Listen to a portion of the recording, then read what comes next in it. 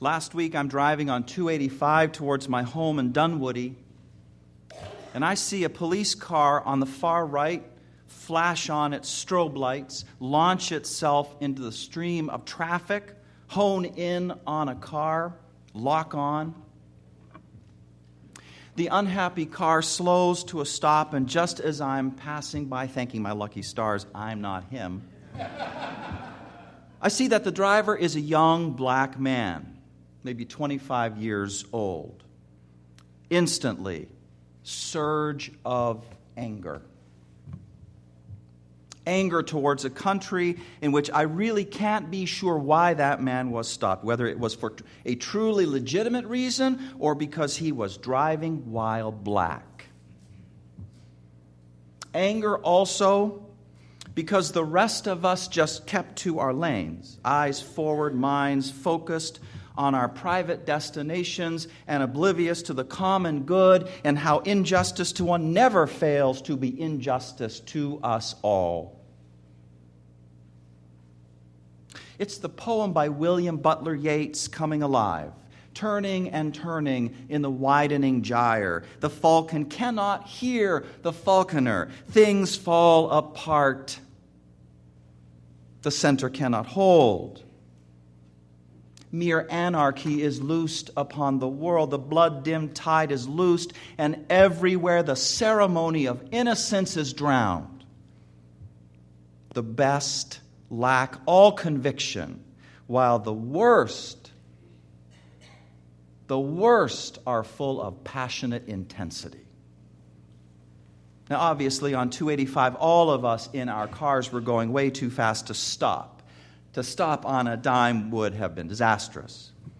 But it struck me as a symbol of general disengagement while things are falling apart and the center is not holding. People keeping to their lanes and nothing else matters. People keeping to their narrow lives and no one else matters.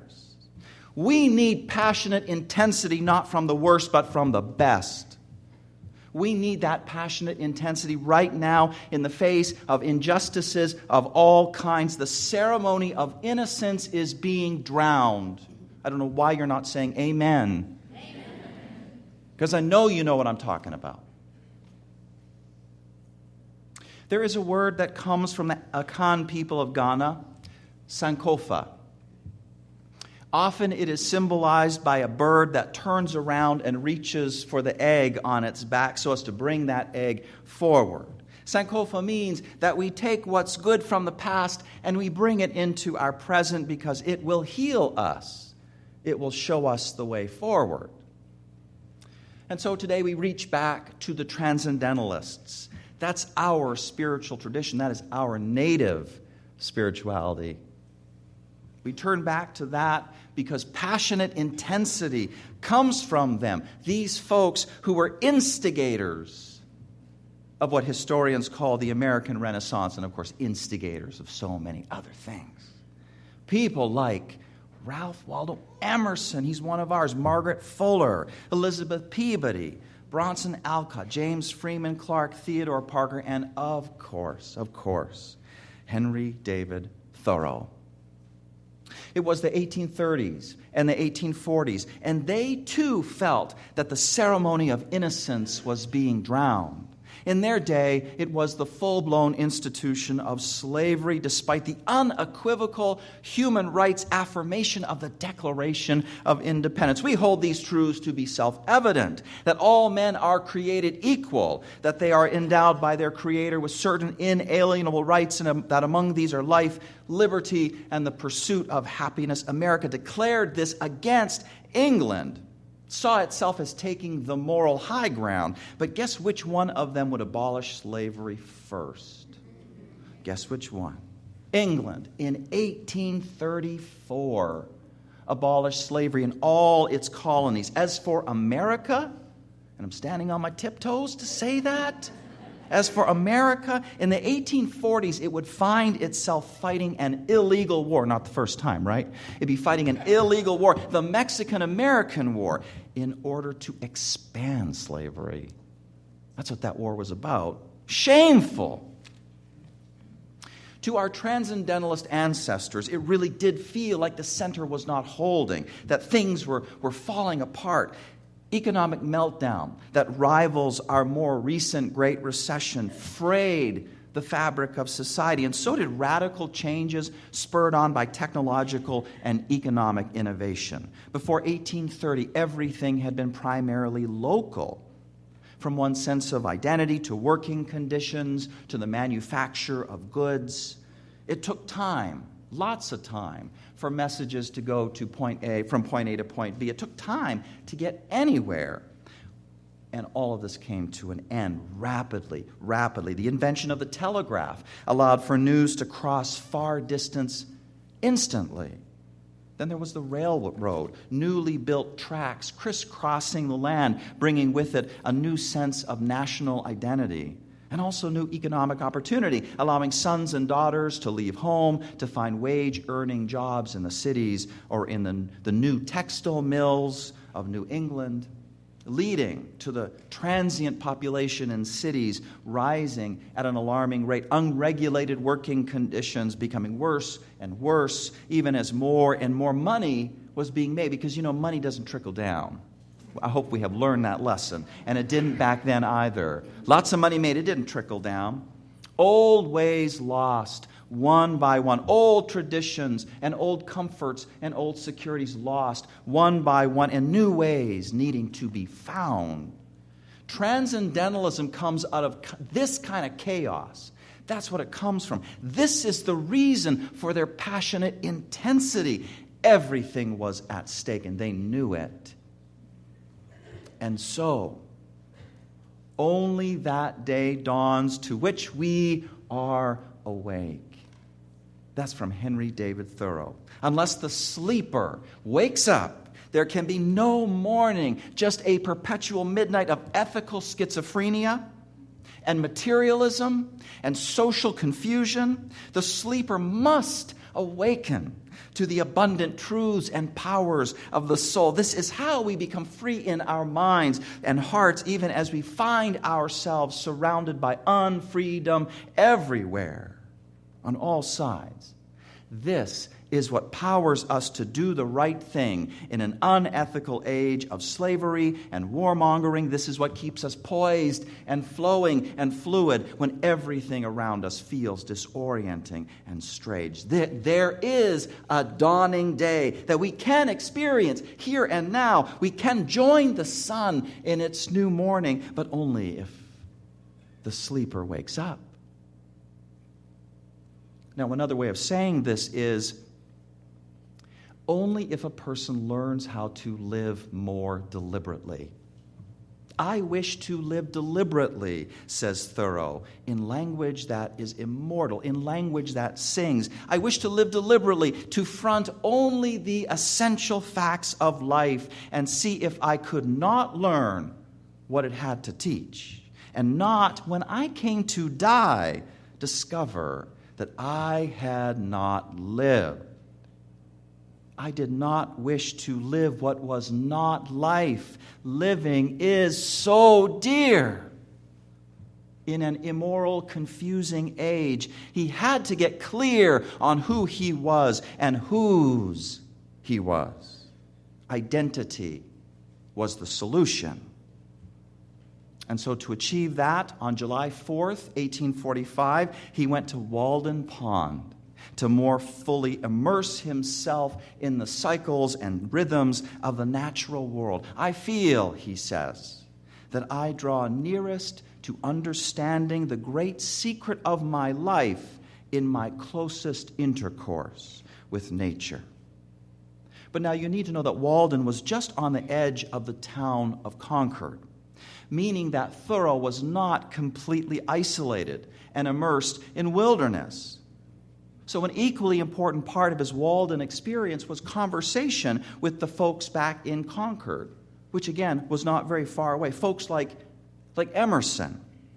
And that would allow him to share his experiences in nature, allow him to integrate what his discoveries were, put the pieces together, see what was implied about his sense of self and his sense of identity, his relationships, and larger social conditions. The transcendentalism of our spiritual ancestors was never isolationism. Never isolationism. Retreats to nature were always preludes to rich conversation with soul friends. Do you have a soul friend? Prelude to rich conversations with soul friends. And always the aim was getting clear on who we are and whose we are. One thing Thoreau learned from his Walden experience was to simplify. You might have seen the bumper sticker. Simplify, simplify, right?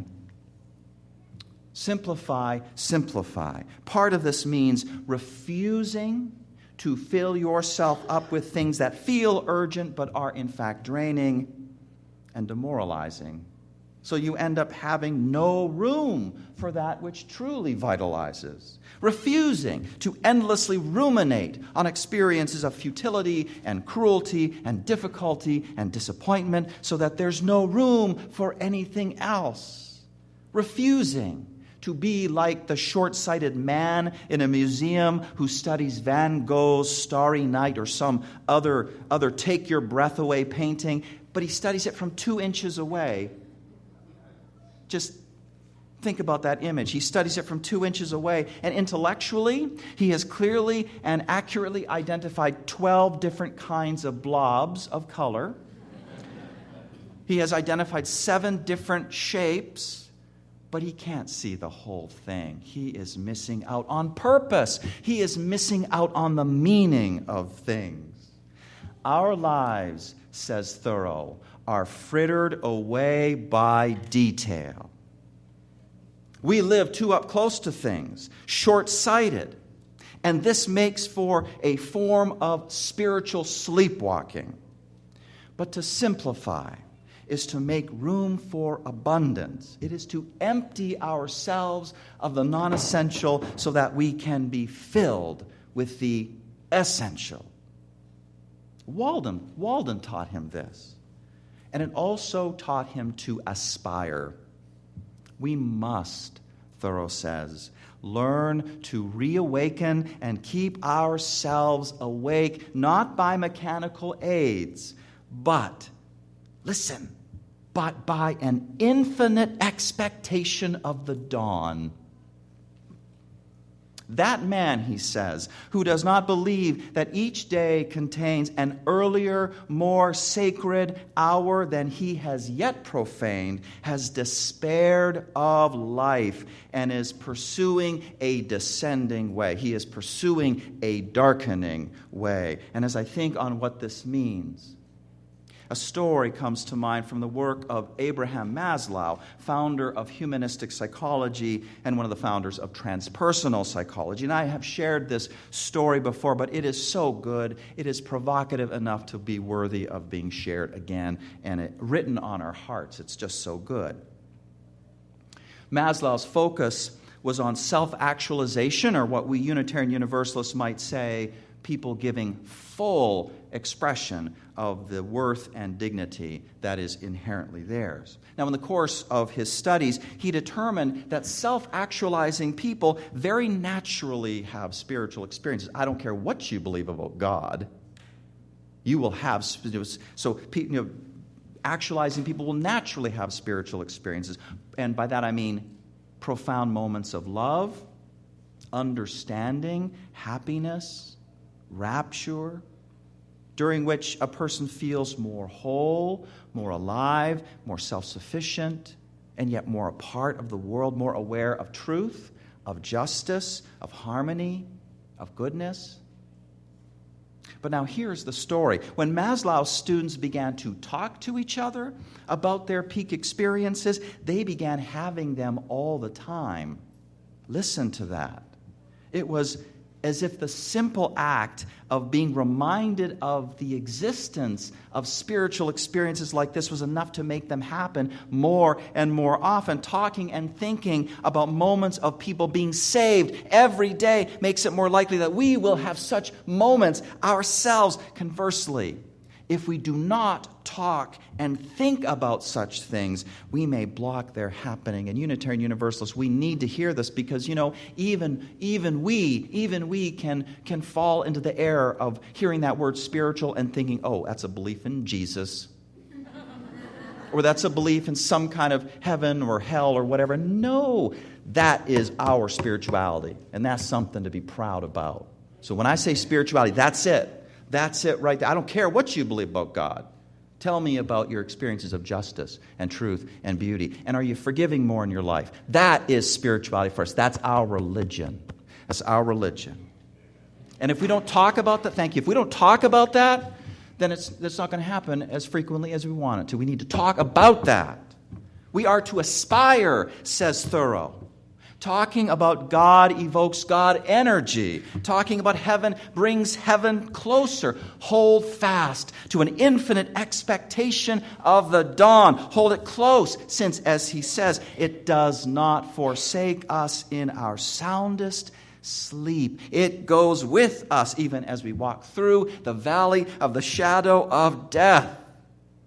When facing some scarcity in life, you say to yourself, like a mantra, over and over again, I trust that everything I truly need is inside me or near me, and it will become available to me as I truly need it. If our lives are frittered away by detail, though, this is going to seem like a load of baloney and nonsense. But in reality, it is the largest thing imaginable, a hope, a peace, a vision of life abundant. And it requires us to prepare ourselves, room for it. Room in our hearts. We must prepare the way to receive that. Simplify so we can aspire. I want to go back to 285. My experience on that road last week. Back to my anger as I passed that young man and wondered if it was just another instance of driving while black. Back to my anger as I saw all the other cars speeding forward in their narrow lanes towards self-centered ends, uncaring towards what was happening in plain sight. Back to my horrible vision, which is so well captured by the words of the poet. Things fall apart. The center cannot hold. Mere anarchy loosed upon the world. The blood-dimmed tide is loosed, and everywhere the ceremony of innocence is drowned. The best lack all conviction, while the worst are full of passionate intensity. And I am grateful to say that this is not the whole story, because I was in one of those cars speeding forward. And I saw what was happening, and I cared. I proved the poet wrong. I had conviction. I was full of passionate intensity. And this was so because I belonged to a beloved community that would allow nothing less from me. Right here. Because I belonged to a beloved community that would allow nothing less from me. And it wasn't always so. Unitarian Universalism used to be something that I left behind when my car exited the church parking lot. I had grown up isolationist, and it was a hard habit to break. It was a sad habit, because it's what made me and makes so many of us lonely. Listen to the words of Carl Jung. He says, loneliness does not come from having no people around oneself, but from being unable to communicate the things that seem important to you. I was unable to communicate what was important to me, and therefore I was unknown to others, and I was unknown to myself. I was lonely. But Unitarian Universalism has always been persistent. It wanted only one thing from me, and it wants only one thing from all of you, and that is to be yourself, to live into the truth of who you are, to live deliberately, all of the sermons, all the music, all the service groups and projects, all the fun and fellowship, all the special events, all of it is a Walden to our souls, a 21st century version of Walden. Especially when it asks us to give. And I realized this the other day when I was preparing a talk for the volunteers who are a part of our year-round stewardship process. By now you have received a snail mail letter describing the details. The congregation divided up into 12 generosity circles, one for each month of the year. Folks in each generosity circle being informed about what's going on at UUCA and what our aspirations are. Also being thanked for greening this place with their dollars. But what I said to the volunteers was not so much about technical details, but why? What's the big picture in all of this, the meaning behind it? And I talked about how problems in the larger world are problems here in our beloved community. Our UUCA community is not hermetically sealed off from the world. So what makes this place so valuable is that here in beloved community, we seek to be the change we wish to see in the larger world. That's just not words for us. That is our collective spiritual practice. If we cannot find solutions in our beloved community, well, then where are we going to get those solutions? Where are they going to happen? That is why we aspire to be an anti-racist, anti-oppressive, multicultural institution. If Sunday morning is the most segregated hour in America, well, we need to turn that thing right around. We need to show the way. Healing starts here, and we can take that healing everywhere else we go beyond these walls. Another problem in the larger world is that there's just too many alternatives out there. There's too many choices to make. There are too many things to give our money to. There's too many people asking us for money. Does that ring any bells? It's confusing. It's disorienting. And in fact, way too often we are the dupes of what is only merely good enough. We're the dupes of that. We choose or we buy the merely mediocre. That's what we do. And that's what takes up the room in our lives. That's what does it. That's what it looks like for a life to be frittered away when it's full of mediocrity. And it's just like furniture that's just too heavy to move. It just stays there. And it prevents what is better coming into our worlds. A life frittered away. But beloved community, I said to those stewardship volunteers, that's a part of the solution. Do not, I said to those callers, feel bad about calling people and reminding them that it is their month to review their pledge. Do not feel bad about sharing the awesome things going on at UUCA and asking people to consider upping their pledge. Do not feel bad, because what you are doing is you are helping people solve the problem of too many choices. The only way to... Now, just follow me here. I got the skeptical folks over here. But no, these stewardship conversations, that's the way to help solve the problem of too many choices. The only way to solve that problem of too many choices, too many alternatives in the larger world, is to get clear about who you are. That's the only solution. That's what stewardship conversations are fundamentally all about. The questions are, who am I? Whose am I? Do we really see ourselves as the inheritors of what others like Thoreau have built up?